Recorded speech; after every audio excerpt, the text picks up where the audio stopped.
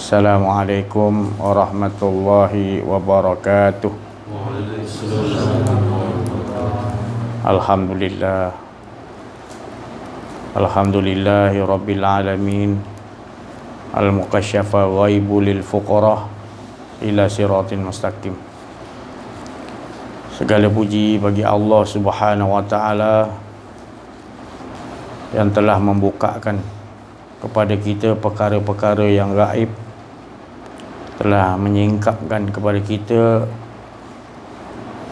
di mana perkara-perkara yang kita tidak ketahui, lalu Allah memberikan kita faham, tahu membezakan antara hak dan batil, ya. Jadi bersyukur kita kepada Allah Subhanahu wa taala yang kita ini adalah hamba-Nya yang tidak tahu apa-apa. Jadi kita ni fuqarah. Fuqarah ni tak memiliki apa-apa. Fakir, fuqarah tu mana tak memiliki apa, tak ada apa-apa. Jadi kita bersyukur kepada Allah. Bila kita letakkan diri kita itu fakir, maka Allah akan tunjukkan ila siratin mustaqim. Dia akan tunjukkan jalan yang lurus dan yang benar.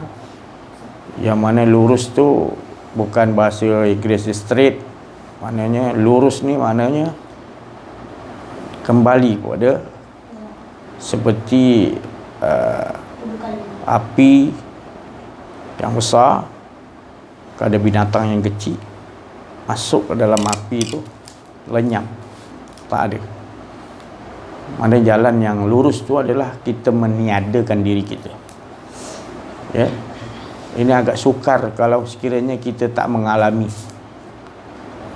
Tapi ini satu ritual, satu pengalaman yang mana Rasulullah sendiri suruh kita matikan diri sebelum datang mati. Dan la ilaha illallah tu sendiri menunjukkan kita ni tiada, tak ada. Yang ada tu hanya. Jadi sebut tu sendiri pun bukan kita. Jadi itu yang dimaksudkan tadi, istilahnya macam mana kita nak memproses, nak meniadakan. Itu baru bila tiada, kita tak ada rasa diri kita, baru kita tahu diri kita ni adalah empunya diri. Maknanya kita tak ada diri, yang ada hanyalah Allah. Nak diucapkan sekadar dengan perkataan belum boleh mampu faham, selagi kita tak merasai mati. Itu tadi yang Rasulullah beritahu kan. Jadi kita bersyukur kepada Allah. Itulah jalan yang ihdinas siratal mustaqim tadi. Maka itu kita bersyukur Allah lah yang mentadbiri kita.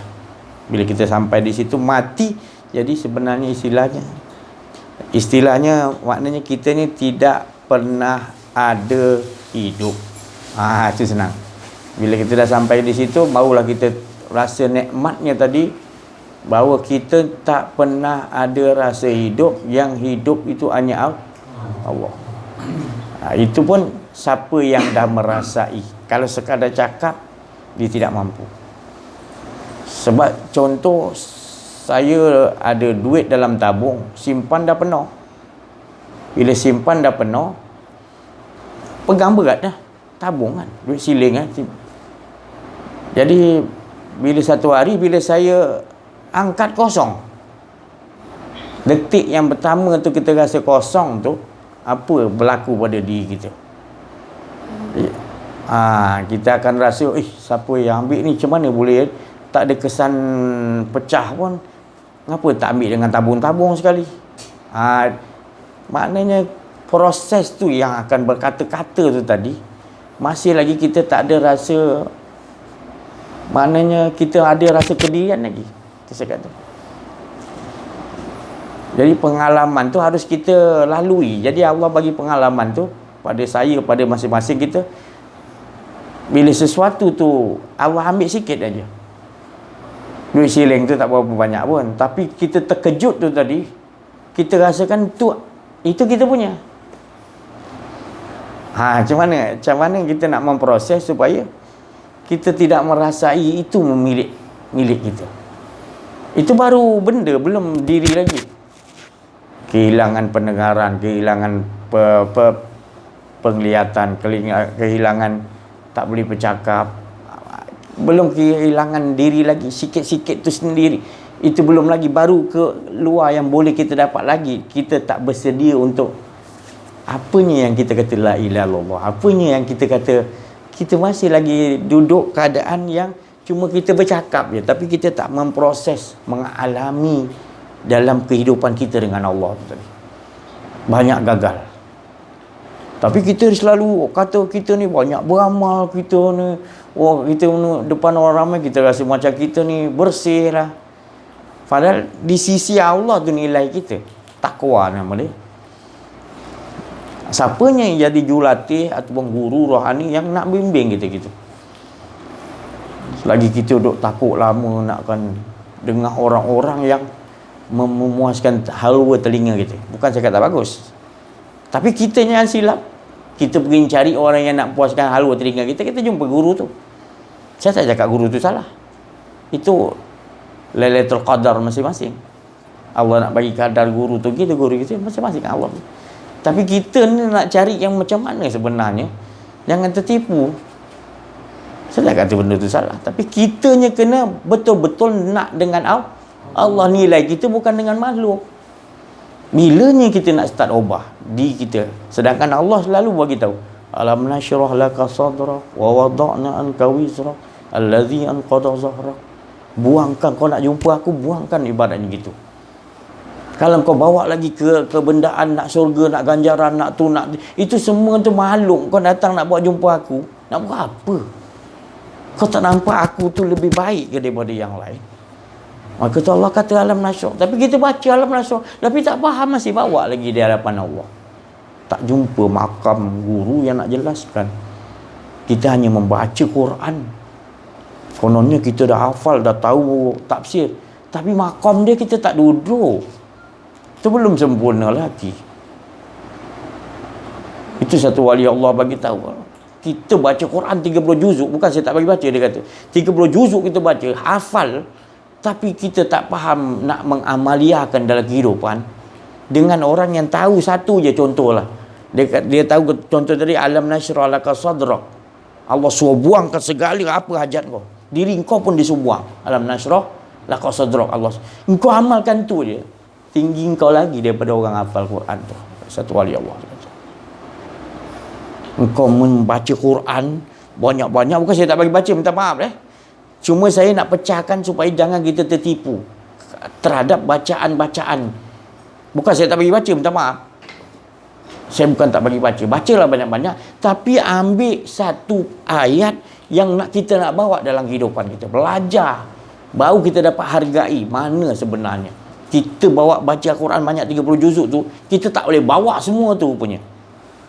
Selagi kita tak baca ulang-ulang ayat tu, alam nashrah laka sadrak ni apa? Allah lapangkan dada, Allah suruh kita lapang dada, buang diri kita, jangan ada apa-apa. Macam mana aku nak buat ni? Kita memikirkan tadi, kita berfikir sejenak tu, lebih afdal antara ayat Allah untuk kita laksanakan dalam kehidupan, itu lebih tinggi makam dia daripada hafal Quran.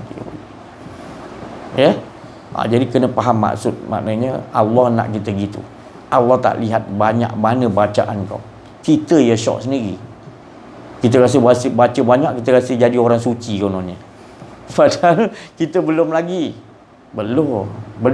kita dapat makna nilai dia punya tadi, yang dikatakan tadi titik ataupun kita bacaan tu dalam Quran tu, dia bermacam-macam makam tu. Jadi bermacam-macam makam tu, tapi kita tak mendudukkan dalam makam tu tadi. Kita hanya duduk dekat dia punya tafsir aja. Maka itu kita tafsir, kita tak dapat nak berbuat. Tafsir ni dia macam tarikat, berjalan dia, tak berjumpai kepada hakikat dia. Hakikat tu makam. Mana duduk makam tu tadi, macam contohlah ni buah durian. Jadi baca Quran tu, durian di 24, durian musangking, durian macam-macam durian.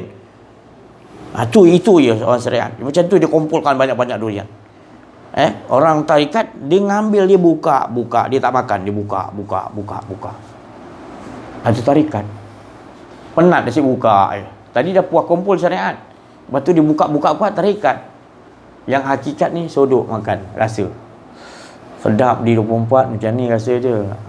Musangking ni kita boleh bezakan. Ni musangking ni 24. Kita boleh bezakan sebab kita dah duduk hakikat maqam. Dan makrifat tu kita tahu makrifat tu siapa yang mengurniakan rasa, siapa yang bagi rasa tu tadi. Itu makrifat.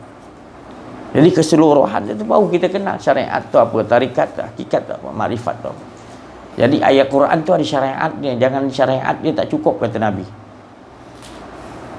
Nabi kata sesuatu tu ada 4, dia kata. Nabi kata pada Sayyidina Ali. Syariat, tarikat, hakikat, makrifat. Barang siapa salah satu tak ada, batal. Tak sempurna. Kita kalau apa pun nak apa, barang ke nak makanan semua nak sempurna. Nasi goreng kurang garam pun bising dah. Jadi itulah tadi kehidupan. Jadi Allah ni tahu dijadikan barang yang sempurna apa saja pun. Pada ibadah kita, kenapa kita biarkan tak sempurna? Mengapa biarkan ibadah kita tak sempurna? Tak sempurna itu makna kita bila lakukan sesuatu, ada sesuatu yang kita nak. Di samping kita sembah pada Allah, di samping tu ada sesuatu pada Allah yang kita nak.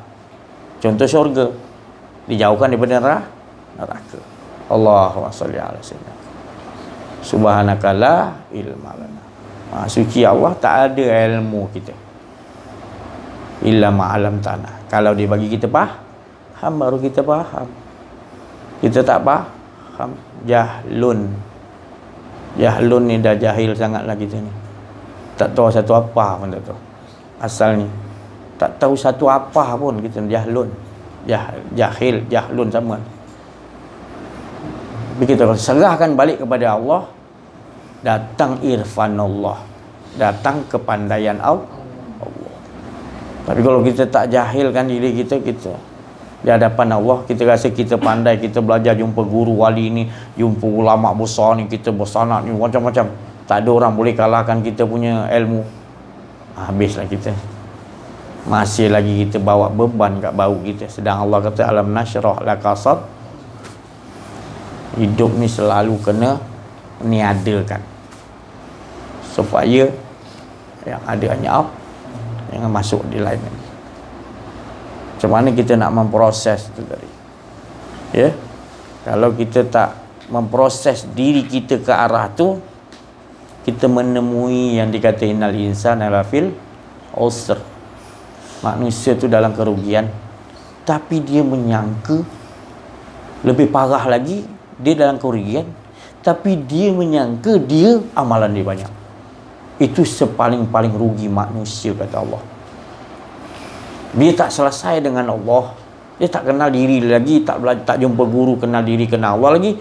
Dia dah rasa amalan-amalan dia dah jadi amalan soleh dia. Dia banggakan diri dia. Dia bangga ni, bangga tu, bangga dia semua. Apa pun dia buat, dia rasa dia dah banyak dapat. Dia berkira-kira hidup dia tadi. Itu semua akan kita hapuskan. Di sini Allah suruh kita hapuskan alam nasyrah laka sadrak. Jadi pula Allah bagi tahu orang yang berkehendak kepada benda adalah sedikit. Lepas kita ni sedikit, kita tidak banyak yang menentang. Sekarang ni banyak yang menentang. Memang dia aturan Allah Ta'ala semua. Sebab Allah sendiri dia mengetahui, dia sistem kehidupan ni yang menentukan adalah sistem Allah Ta'ala. Kita nampak macam ni Fir'aun, Namrud, dia menguasai dia. Sebenarnya itu semua kudrat dan iradat Allah. Cuma diletakkan pada iblis, gini jadi dia. Jadi letakkan kepada malaikat, gini jadi dia.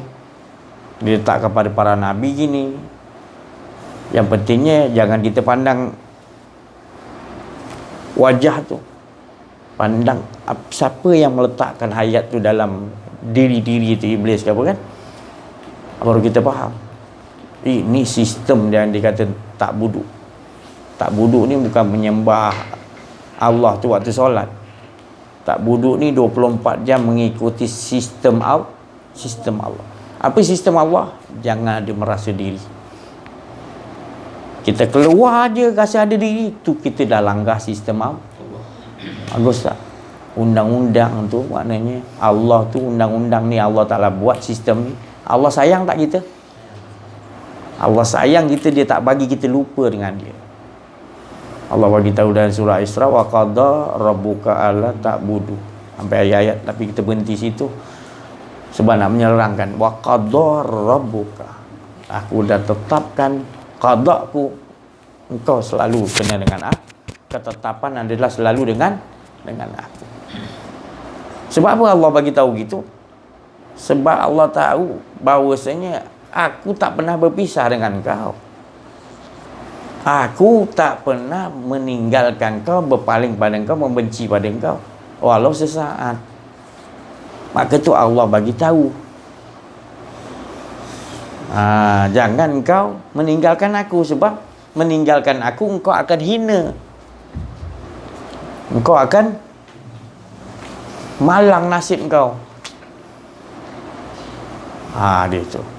Maka tak Allah sayang, Allah kata wa qada rabbuka alla ta'bud, kau selalu tetap dengan aku, beruntung kau. Maknanya selalu dengan Allah tu makna tenggelam balik lebur yang ada hanya Allah. Wa qada rabbuka alla ta'budu. Waktu Allah ta'budu tu makna mengikuti buduku dia. Kalau bahasa tafsir kita sembah. Kalau bahasa tafsir sebenar kehendak Allah tu maknanya tak budu tu ikut sistem kena ikut. Apa sistem dia? Ikut apa yang aku suruh. Ati Allah wa atiur. Itu baru betul faham, baru kita faham, bawanya baru kita tahu kesalahan yang akan pertama terbuka jadi bila kita merasa ada diri kita. Makna ada wujud dua, ada Allah, ada kita. Itu salah. La ilaha illallah tu tak perlu aku mengatakan kau yang Esa, bukan dia dengan dia, diri dia. Sifat dia menyembah zat dia. Itu maksudnya.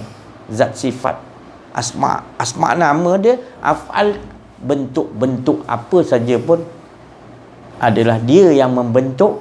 Waalaikumsalam. Dia yang membentukkan. Masuk kan? Tu.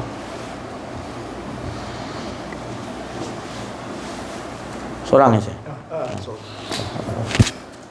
Jadi gitulah kehidupan dia.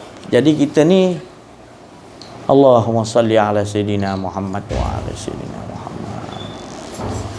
Jadi ni kita ni beruntung sebab sepatutnya kita tidak layak duduk dalam majlis ni ataupun mendengar berita-berita daripada yang paling tinggi. Ini berita-berita daripada yang cukup tinggi, tak ada yang lebih tinggi lagi berita yang sampai kepada kita, dan kita mendengar sekarang, beruntungnya mendengar berita-berita yang tinggi, yang tak ada berita yang lebih best lagi. Tak ada lagi yang lebih best. Melainkan berita yang kita dengar ni sekarang, kerana menghala kepada dia balik. Yang kita ceritakan ni semua bukan cerita untuk kita mengatakan kita nakkan sesuatu selain daripada Allah. Kita betul-betul nak menyatakan, mentajalikan hak-hak dia je. Tapi kalau manusia tu tadi kita khabarkan, kita tak khabarkan berita ni, bagi orang yang menutupi kebenaran Allah, dia tidak masuk. Itu sampaikan macam mana pun, dia akan cari jalan untuk menutupi kebenaran. Sebab dirinya dah ada tertutup. Dia tak mau menerima kebenaran. Itu nama dia kafir. Kafir ni dia menutupi Dia tahu dah benar Allah Subhanahu Wa Taala benar menguasai diri dia. Allah menjadikan, tapi dia nutupi itu tadi. Sebab ada sifat-sifat penyakit dalam diri dia, iaitu ada kedirian. Penyakit yang paling besar ada rasa kedirian. Kita jangan kata orang kafir, maksud saya kafir kita nampak kafir yang tak Islam kan. Kita lah dulu.